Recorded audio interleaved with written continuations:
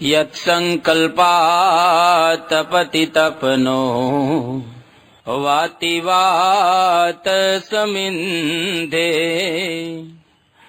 वह निर्धत्ते धरणिरुदधी लंघते नैव वेलाम् सोऽयं श्रीमान् निखिल जगताम् अंतरात्मावतीर्णो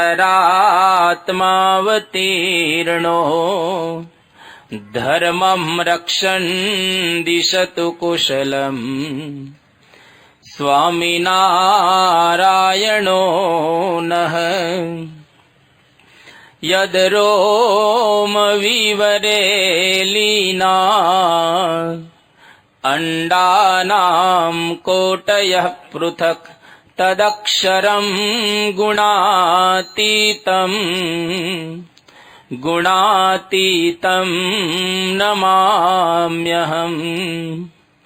भगवते श्री स्वामिनारायणाय नमो नमः। श्री अक्षर पुरुष नमः। श्री गुणातीतानंद स्वामी महाराजाय नमो नमः। श्री भगत जी महाराजाय नमो नमः। श्री शास्त्री जी महाराजाय नमो नमः। श्री योगी जी महाराजाय नमो नमः। श्री प्रमुख स्वामी महाराजाय नमो नमः।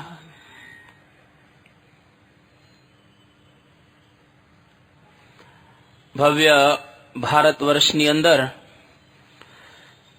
જુદા જુદા શાસ્ત્રોની અંદરથી આપણે જ્યારે જ્ઞાન પ્રાપ્ત કરી રહેલા છીએ ત્યારે આપણા ભારતના આ આદ્ય શાસ્ત્રો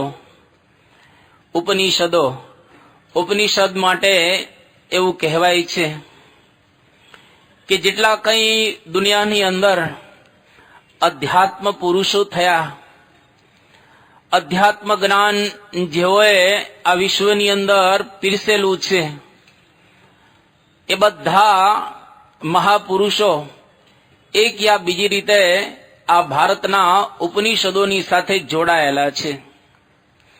કેવા અર્થની અંદર કે એમણે જે કંઈ વિચારો આપેલા છે એ વિચારોનું મૂળ આપણા ઉપનિષદો રહેલા છે. કારણ કે આ ઉપનિષદોની અંદર ઋષિઓએ કંદરાઓની અંદર જઈ ગુફાઓની અંદર વસી અને એમણે જે કંઈ લાધેલું, એમણે જે કંઈ સાક્ષાત્કાર કરેલો હતો એ આપણને બતાવે છે. એટલા માટે શ્રીજી મહારાજ આ બધા ઉપનિષદોને માટે એવું કહે છે કે ખરેખર જ્ઞાન પ્રાપ્ત કરવું હોય તો એના માટે કઠવલ્લી, બૃહદારણ્યક, છાંદોગ્ય આ બધા ઉપનિષદો રહેલા છે. તો આપણે ગયા વખતથી આ પ્રશ્નોપનિષદનો પ્રારંભ કર્યો. પ્રશ્નોપનિષદની અંદર પિપ્પલાદ નામના ઋષિને 6 જુદા જુદા ઋષિઓ એક પ્રશ્ન પૂછે છે અને એક પ્રશ્ન એવો અદ્ભુત પૂછે છે કે જેને આધારે પિપ્પલાદ ઋષિ બહુ સુંદર એ ઉપદેશ આપી રહેલા છે. હવે આ પ્રશ્ન એ પ્રકારનો રહેલો છે કે જેની અંદર માણસ માત્ર આલોકની અંદર જે જીવે છે એ જીવતો એમણે પરલોકની અંદર ભગવાનની પાસે પહોંચવાનું છે. પણ ઘણી વખત આપણે કહેતા હોઈએ છીએ કે હૃદયમાં પ્રકાશ નથી થતો. એક વખત એક ભાઈ ગુરુદેવની પાસે જાય છે અને ગુરુદેવને કહ્યું કે તમારી પાસે વર્ષોથી હું રહ્યો છું પણ મારા હૃદયની અંદર કોઈ પણ પ્રકારનો પ્રકાશ થતો નથી. ત્યારે ગુરુજીએ એમને કહ્યું કે બેટા પેલી ફાનસ પડેલી છે, ફાનસ તું મારી પાસે લઈ આવ. ફાનસ લઈને ત્યાં આગળ આવ્યો એટલે ગુરુજીએ એ ફાનસની જે વાટ હતી એને જરા વિશેષ પ્રજ્વલિત કરી, વધારી, એટલે વધારે પ્રકાશ આવ્યો. પરંતુ સાથે સાથે ઉપર જે ધુમાડો એ પણ કાચની અંદર બાજી ગયો. હવે કાચમાં એકદમ ધુમાડો બાજી જાય એટલે અંદરનો પ્રકાશ બહાર ન આવે.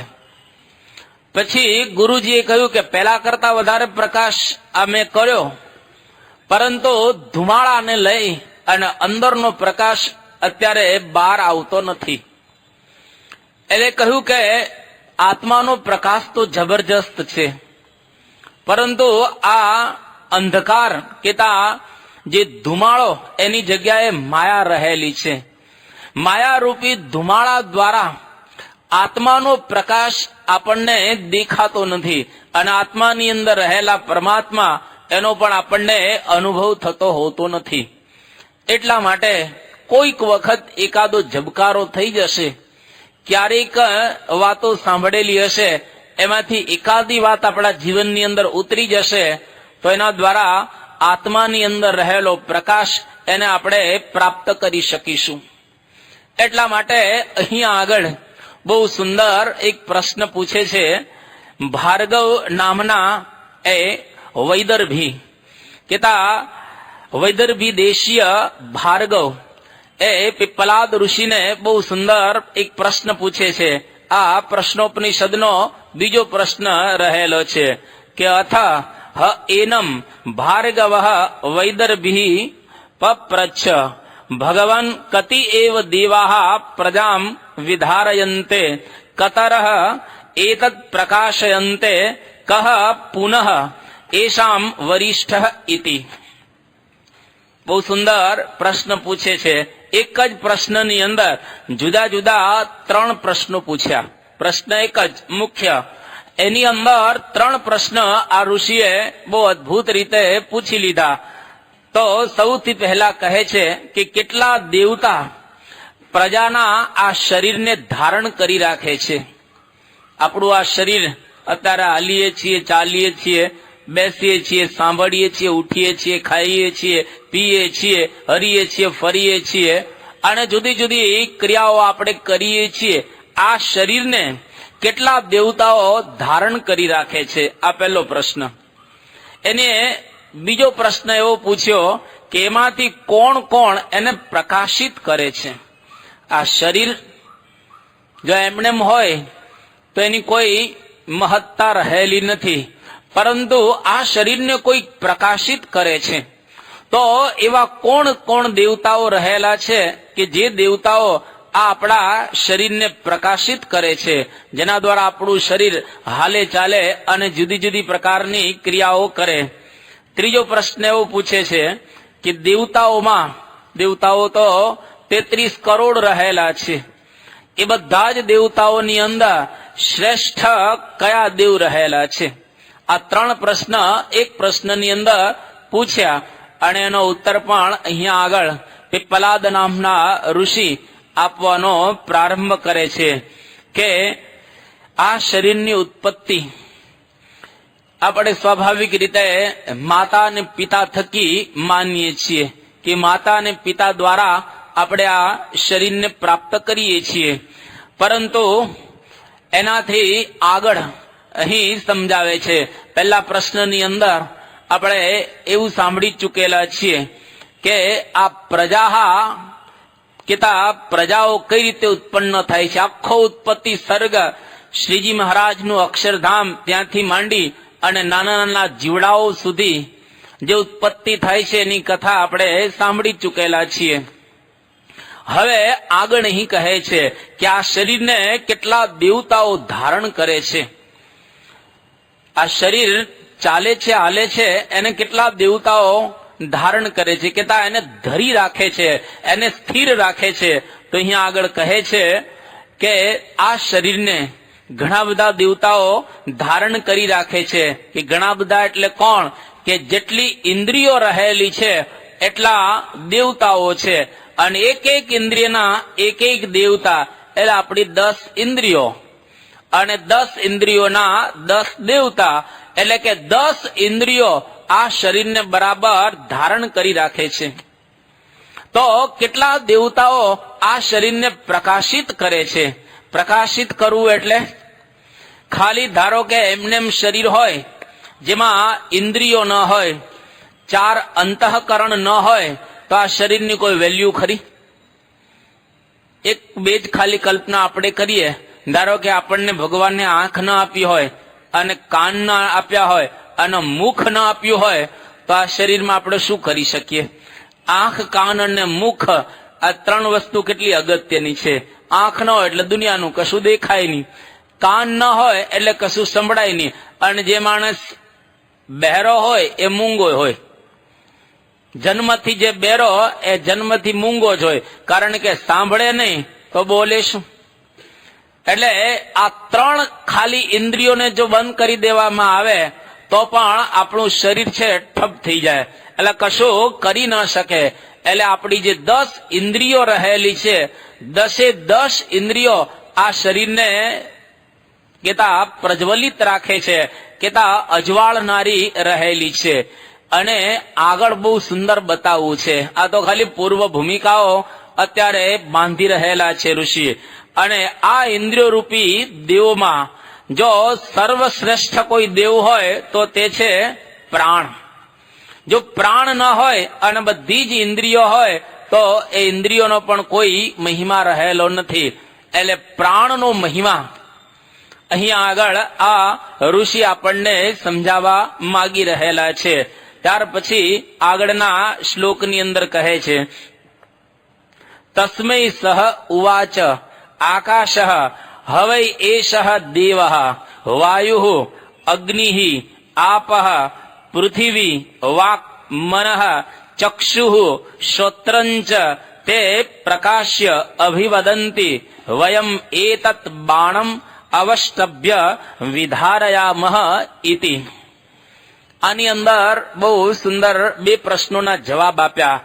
એક એ પ્રશ્ન આગળ પૂછ્યો કે આ શરીરને ખરેખર કોણ ધારણ કરી રાખે છે, પહેલો પ્રશ્ન.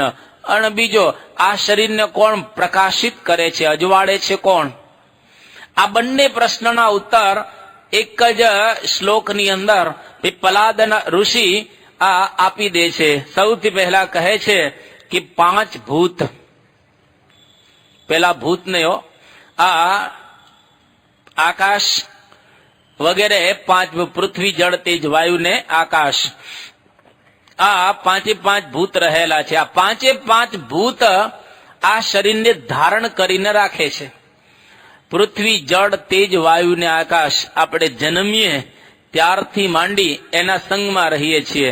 અને એટલે જ આપણે બોલીએ ને કે 5 ભૂતનું આ બનેલું ખોડિયું 5 ભૂતની અંદર પાછું સમાઈ જશે. જેવા આવ્યા એવા જ આપણે સમાઈ જવાના છીએ. એક એક ભૂત દ્વારા અહીંયા આગળ સમજાવે છે કે પૃથ્વી, જેનું મોટા ભાગનું આપણું આ શરીર પૃથ્વીનું બનેલું છે. જળ, આપણા શરીરની અંદર જો પાણી સુકાઈ જાય તો માણસને ચક્કર આવે, માણસ છે ડિહાઇડ્રેશન થઈ જાય તો પણ માણસ તરત એને ચક્કર આવવા માંડે. એટલે પાણી પણ જોઈએ. પૃથ્વી, જળ, વાયુ, આપણા શરીરની અંદર પ્રાણવાયુ છે. એનું જો બરાબર સંતુલન ન હોય તો પણ આપણે બરાબર કામ ન કરી શકીએ. પૃથ્વી, જળ, તેજ, તેજ એટલે જઠરાગ્નિ, જઠરની અંદર તેજ રહેલું છે. અને જો આ તેજ જઠરાગ્નિ મંદ પડી જાય તો માણસને પચે નહીં, એટલે આખા શરીરમાં વિકૃતિ છવાઈ જાય. અને વાયુ એટલે પ્રાણ, અને આકાશ એટલે આપણા શરીરની અંદર જે ખાલી ભાગ રહેલો છે તે. પેટ માટે એવું કહેવાય છે, આપણું જે પેટ છે એની અંદર આકાશ છે. આપણે જયારે ખાઈએ લાડુ, દાળ ભાત, શાક, રોટલી કે પછી સમોસા કે ભજીયા કે વડા, સુરતી, દૂધપાક કે ખાઉંધારા ગલીમાં જે કંઈ ખાતા હોય તે વગેરે વગેરે. પણ જયારે આપણે ખાઈએ એ વખતે અડધું જ પેટ ભરવાનું, અડધું આકાશ માટે રાખવાનું, ખાલી રાખવાનું. એમાં 25% પાણી ભરવાનું. પાછું 1 કલાક પછી, ખાધા પછી કલાક પછી પાણી ભરવાનું. અને 25% ભાગ આકાશનો ખુલ્લો રાખવાનો પેટમાં. અને જો એવી રીતે તમે રાખો તો તબિયત કોઈ દિવસ બગડે નહીં, સ્વાસ્થ્ય તમારું બરાબર રીતે સચવાય, વાંધો ન આવે. પણ મોટા ભાગના જમવા બેસે એટલે આખું પેટ જ ભરી દે. એમાં પાણીનો ભાગ ન હોય અને હવાનો ભાગ તો વાત જ નહીં. એક વખત એક બ્રાહ્મણો કોમ્પિટિશનમાં ઉતરેલા. હવે બ્રાહ્મણ માટે આપણે કહીએ છીએ કે મોદક પ્રિયા ખલો બ્રાહ્મણા.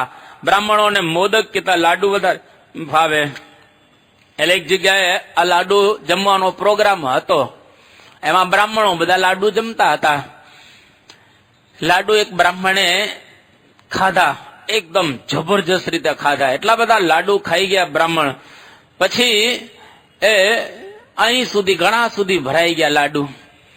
અને પેલો જે બ્રાહ્મણ છે એ બીજો એને કહે છે કે લા બસ પૂરું કર્યું કે આ બસ હવે તો એકે લાડુ ચાલે એવા નથી, કે અત્યારે તું જે બોલે છે ને એનો મતલબ કે હજુ ચાલશે.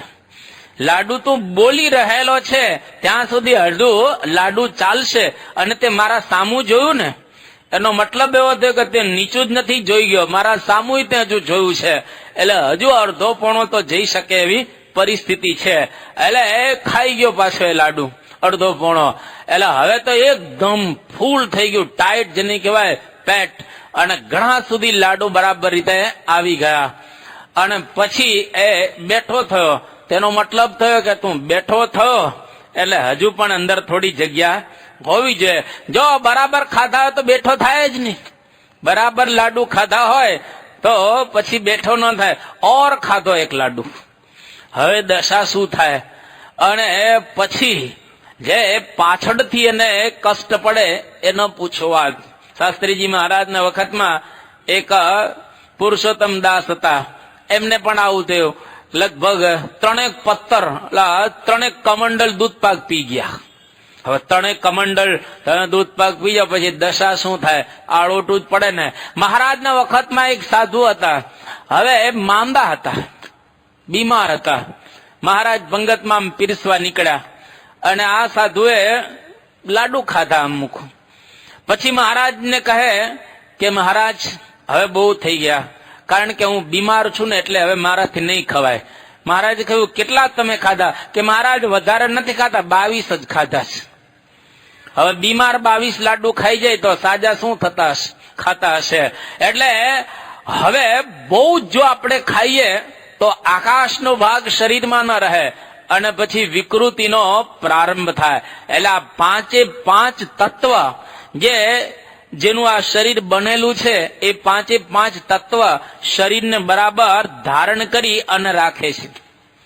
શરીર ધારણ કરીને બરાબર રહેલો હોય પણ એને અજવાળનાર, એને પ્રકાશ આપનાર શરીરની મહત્તા ક્યારે છે? તો કે 10 ઇન્દ્રિયો જો એની અંદર બરાબર હોય તો. કઈ 10 ઇન્દ્રિયો? 5 જ્ઞાનેન્દ્રિય, 5 કર્મેન્દ્રિય અને 4 અંતઃકરણ, એમ કરીને 14 ને ઇન્દ્રિયો કહેલી છે. અને 14 ઇન્દ્રિયોના દેવતાઓ પણ રહેલા છે જે આ શરીરને પ્રકાશિત કરે છે. એટલે કે ઇન્દ્રિયો દ્વારા આ શરીર એકદમ પ્રકાશને પ્રાપ્ત થાય છે. એ શરીર એના દ્વારા કાર્ય કરી શકે છે. 5 જ્ઞાન ઇન્દ્રિય જેના દ્વારા જ્ઞાન મળે છે. કર્મેન્દ્રિય જેના દ્વારા આપણે કર્મ કરીએ છીએ. તો આ 14 ઇન્દ્રિયો એના દ્વારા આપણા શરીરને પ્રકાશ પ્રાપ્ત થાય છે. અને એ જો ઇન્દ્રિયોમાંથી કોઈક ઇન્દ્રિય વિકૃતિને પામે તો આપણા શરીરની અંદર વિકૃતિ આવે છે. ધારો કે કોઈકની એક આંખ બરાબર જોઈ શકતી ન હોય તો એને જીવવાનો આનંદ નહીં આવે. આમ બરાબર હોય, ખાધે પીધે સુખી હોય, બંગલા હોય, બધું બરાબર હોય, પણ એની આંખ એક જતી રહી હોય તો એને મજા ના આવે, જીવવાનો આનંદ ના આવે, જોવાની મજા ના આવે. ઘણાને કાનમાં સંભળાતું નથી હોતું બરાબર, એટલે બરાબર ન સંભળાય એટલે રહે સારી રીતે પણ એને હંમેશા ખૂંત્યા રાખે કે આ કાનમાં મને બરાબર સંભળાતું નથી, મજા નથી આવતી. ઘણાને પગ ખોરંભાતો હોય, ઘણાને હાથમાં તકલીફ હોય છે, ઘણાને બીજી રીતે આ પ્રમાણે તકલીફ હોય. કોઈ પણ પ્રકારની ઇન્દ્રિયોમાં તકલીફ હોય એટલે શરીરને ક્યારેય આનંદ નહીં આવે. એટલે આપણા મહાપુરુષો કહે છે 5 ભૂત અને 10 ઇન્દ્રિયો 4 અંતઃકરણ એને બરાબર રાખવા. ઘણા સાચવતા જ નથી હોતા, આ શરીરને સાચવતા નથી. કેમ નથી સાચવતા? કે એને ખ્યાલ જ નથી. એટલા માટે જ લોકો ગુટખા ખાય છે. જો ગુટખા ખાવ એટલે પાપ નો લાગે, ગુટકાથી થોડું પાપ લાગે, પણ ગુટકા ખાઓ એટલે પુણ્ય પણ ન થાય. પાપ તો ન લાગે, પુણ્ય નથી થતું, પણ ગુટકા દ્વારા શરીરને નુકસાન બહુ થાય છે. વ્યસનો દ્વારા શરીરની બરબાદી બહુ થાય છે. વ્યસનો દ્વારા પાપ નથી, પરંતુ એના દ્વારા શરીરની એટલી બધી ભયંકર રીતે બરબાદી થાય છે. એક વખત શરીરનો એક અવયવ પણ જો ખલાસ થયો તો આખી જિંદગીમાં એ અવયવ આપણે ફરી કરી શકતા નથી હોતા. પતી ગયું. તમારો એક દાંત પડી ગયો, એ દાંત પાછો આવે ખરો? કોઈ દિવસ ના આવે. તમારા પેટમાં એક કેન્સરનું ચાંદુ પડ્યું, પછી પૂરું થઈ ગયું. તમારી અંડળીમાં જો એક ચાંદુ પડ્યું કેન્સરનો, પછી એ સરખું થતું હોતું નથી. એટલા માટે આ વ્યસનોનો ત્યાગ કરવાનું. એટલે આપણે કહીએ છીએ બધા માણસોને કાંઈ કેન્સર થતા હોતા નથી. ઘણા આખી જિંદગી ખાય તો નથી થતા, અને ઘણા થોડોક સમય ખાય તો પણ થઈ જાય છે. એટલે ચાન્સ લેવાય નહીં, એ ચાન્સ આપણે લેવાય નહીં. કદાચ થાય તો નક્કી નહીં. એટલે ઘણા આપણે કહીએ કે છોડી દો ને, કે ના હવે ભલે ને આ લોકો ખાય છે ને કઈ નથી તો અમને શું થવાનું છે, તો ખાઓ, કઈ વાંધો નહીં. પણ તમારું અવયવ બગડશે પછી સુધરવાનું નથી. કદાચ બહાર કોઈ કંઈક વસ્તુ તમારી બગડી જાય, તમારી ઘડિયાળ બગડી તો નવી ઘડિયાળે લઈ શકાય, પણ તમારું હૃદય બગડ્યું, તમારો હાથ બગડ્યો, તમારી અન્નળી કે શ્વાસ નળી બગડી, એ બદલાવી શકાય? હૃદય નો બદલાવી શકાય, અન્નળી બીજી નાખી ન શકાય, તમારું આંતરડું બદલાવી ન શકાય. એ તો એનું એ જ કાં કાપવું પડે અને કાં ઓપરેશન કરીને એટલો ભાગ કાઢવો પડે, પરંતુ એના દ્વારા એ આપણે એને રિપ્લેસ નથી કરી શકતા, એને બદલાવી શકતા હોતા નથી. એટલા માટે અહીંયા આગળ ઋષિઓ પેલા શરીરને સરખું કરાવી અને પછી જ્ઞાન આપશે. હવે કે આટલી બધી પૂર્વ ભૂમિકાની જરૂર શું? જરૂર પડે છે. તમે જો સંગીતના પ્રોગ્રામમાં, તમે શાસ્ત્રીય સંગીતના પ્રોગ્રામમાં ગયા હો, અહીંયા આગળ શાસ્ત્રીય સંગીત વાળા કોઈ આવે ને ફેલ જાય. આપડા ત્યાં શાસ્ત્રીય સંગીત વાળા બધા ફેલ જાય, કારણ કે એ લોકો પહેલેથી બધું શરૂ કરે, એ તાન ને બધા એ હવે એ બધું કરે ત્યાં તો મોટા ભાગની પબ્લિક ઉઠી ઉઠીને ભાગવા માંડે. ત્યાં આગળ બોમ્બે ની અંદર પંડિત જસરાજ આવ્યા હતા. હવે શાસ્ત્રીય સંગીતના રાજા કહેવાય. ઇન્ડિયામાં અને વર્લ્ડમાં એનું નામ છે. હવે જયારે રજૂ કરવાના હતા તો સંતોને અને બધાને કહેવામાં આવ્યું કે બધા બેસજો, લાગે એક સભા ભરાયેલી છે. કારણ કે ઉભા થઈ અને ભાગ. અને પેલા હેમંત ચૌહાણ આવ્યા ને તો બધા ગીડતી થવા માંડે, કારણ કે એ તો કાઠિયાવાડી ગાય અને બધાને મારવા મજા જ આવે અને આનંદ જ આવ્યા રાખે.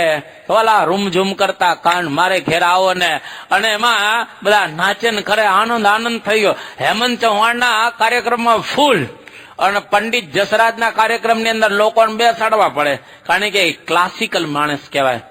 એટલે હોશિયાર માણસ હોય એક હોય, વધારે ન હોય. અને જે બુદ્ધિશાળી માણસો બહુ ઓછા હોય, એટલે ક્લાસિકલ માણસો બહુ દુનિયામાં ઓછા હોય, જનરલ પબ્લિક બહુ હોય. એટલે તમે એને થોડું આમ જરા ખાટું મીઠું આપો, લોકોને મજા આવે, પણ જરાક અઘરું આપો એટલે એમાં તમને મજા આવે. સમજી લો તમે હોશિયાર છો. જેમ જેમ અઘરામાં તમને આનંદ આવતો જાય તેમ તેમ સમજો કે તમારા બુદ્ધિનું સ્તર ઊંચું જઈ રહ્યું છે. હવે તમે હોશિયાર થઈ